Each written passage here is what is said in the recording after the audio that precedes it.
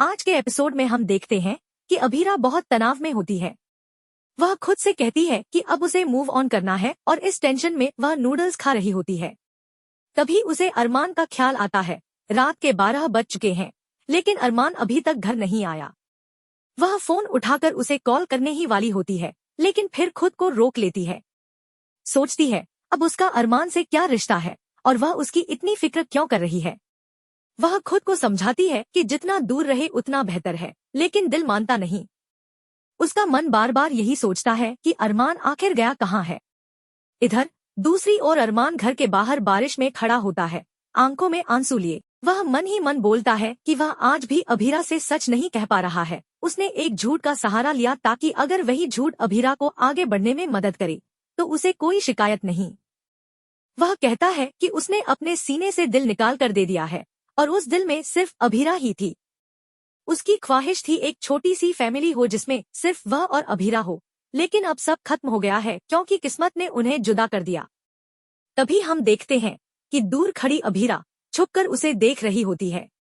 उसे अरमान की हालत देखकर समझ आ जाता है कि वह दुखी है, इसीलिए नजरें नहीं मिला पा रहा। उसे लगने लगता है कि अगर अरमान को फर्क न होता तो वह खुद को ऐसी सजा क्यों देता।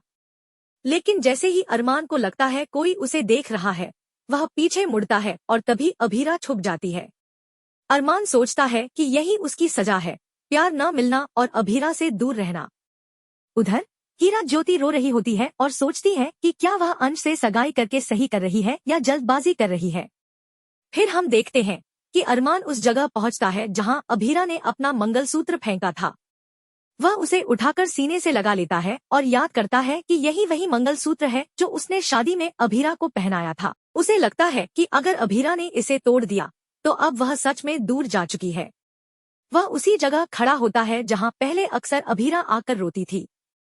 तभी वहां से किरा गुजरती है और अरमान उसे देखकर कहता है, किरा तू कैसी है, और उसे गले से लगा लेता है। किरा भावुक होकर कहती है कि भैया आप इतने सालों तक हमसे दूर रहे और कभी हमें बताने की जरूरत भी नहीं समझी, एक बार भी नहीं सोचा। अरमान मन ही मन खुद से माफी मांगता है कि वो चाहकर भी किरा को कभी कुछ बता नहीं पाया। अरमान सामान समेटने में व्यस्त था। तभी कियारा आई और हैरानी से पूछ बैठी कि ये सब क्यों ले आई हो। किया ने मुस्कुराते हुए जवाब दिया कि वो तो जा रही थी, लेकिन पापा ने कुछ जरूरी सामान लाने को कहा।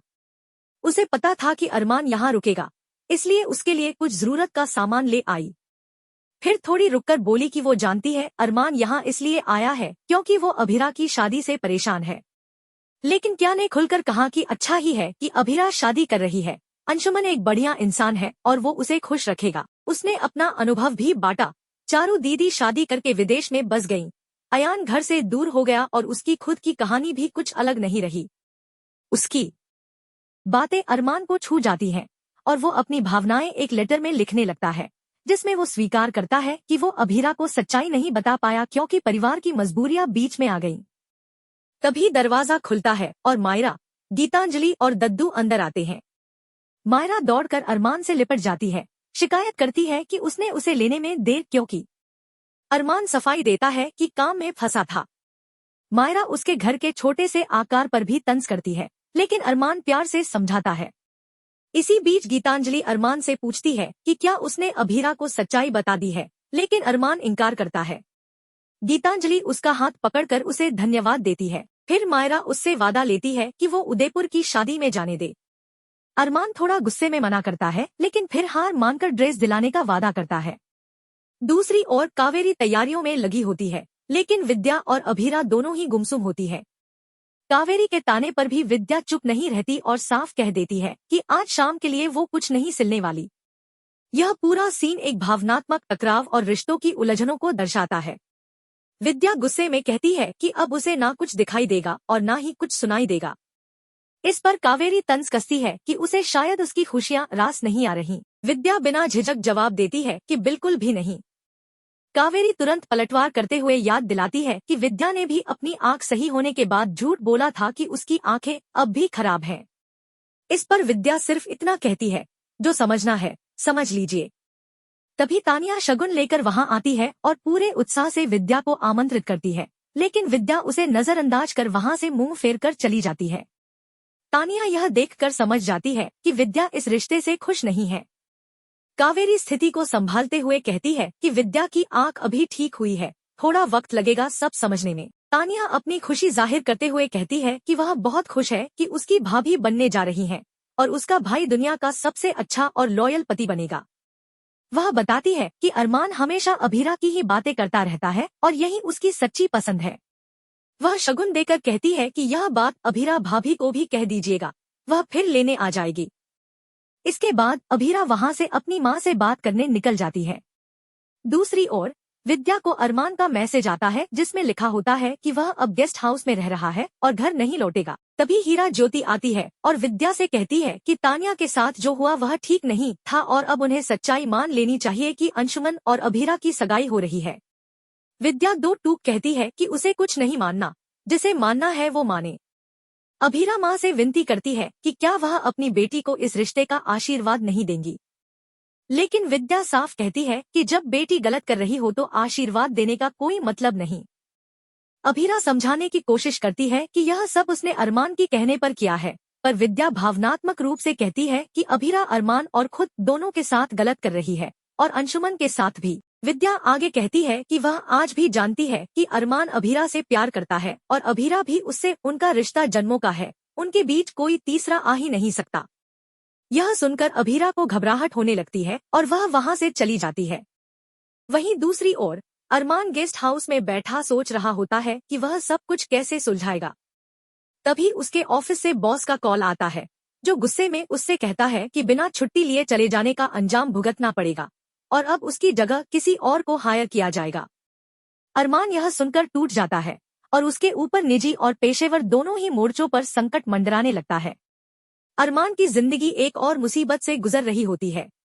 वो अपने बॉस से कहता है, नहीं नहीं, ऐसा मत करिए, मुझे इस जॉब की बहुत सख्त जरूरत है। लेकिन बॉस साफ इनकार करते हुए कहता है, कल से तुम्हें ऑफिस आने की जरूरत नहीं, और कॉल डिस्कनेक्ट कर देता है। अरमान टूट जाता है मगर अपनी तकलीफ किसी से नहीं कह पाता।